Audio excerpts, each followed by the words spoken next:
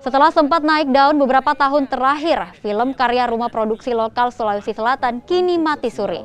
Pandemi COVID-19 sejak 2019 lalu membuat produksi mereka terhenti.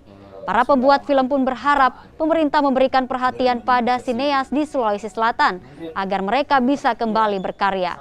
Di Sulawesi Selatan sejauh ini ada 8 rumah produksi yang berusaha bertahan di tengah sulitnya ekonomi. Pemerintah yang dalam hal ini membagi dana ini kepada pihak yang benar-benar membutuhkan bantuan gitu loh. Nah itu tujuan kita, kan di daerah ini banyak macam-macam, kita di daerah ini kan kita termasuk produksi film yang aktif ya. Tapi kita harus jujur, film-film kita itu kan nggak diterima oleh stasiun TV karena dianggap mungkin film daerah. Tapi film daerah itu bukan berarti nggak ada pasarnya besar gitu loh.